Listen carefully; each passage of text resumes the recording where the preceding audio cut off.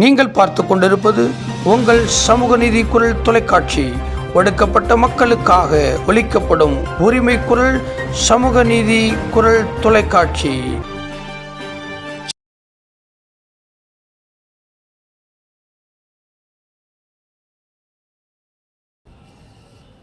சமூக நீதி பேரவை சார்பாக இந்த காணொளி மூலமாய் பார்த்து கொண்டிருக்கிற உங்கள் அத்தனை பேருக்கும் சமூக நீதி வணக்கத்தையும் வாழ்த்துக்களையும் தெரிவித்துக் கொள்கிறேன்.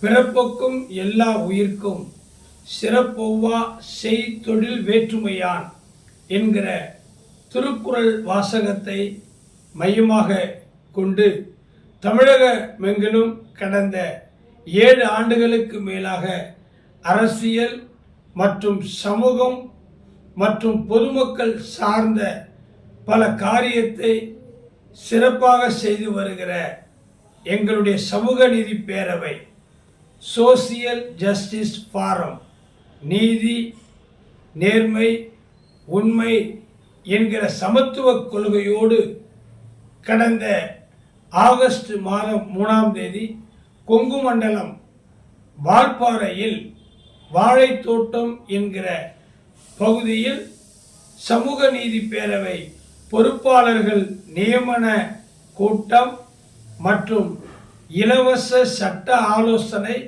இலவச ஆடிட்டர் ஆலோசனை வழங்கப்பட்டது. இந்த நிகழ்ச்சியை கனத்துக்குரிய பேராயர் சமூக நீதி பேரவையின் சிறுபான்மை நலப்பிரிவு மாநில தலைவர் பிஷப் டாக்டர் இஸ்ரேல் கோபி அவர்கள் தலைமையேற்று நடத்தினார். சமூக நீதி பேரவை கொங்கு மண்டல வழக்கறிஞர் அணி தலைவர் வழக்கறிஞர் கோவை நீதிமன்றத்தின் வழக்கறிஞர் டாக்டர் சாமுவேல் விஜய் அவர்கள் முன்னிலை வகித்தார்கள்.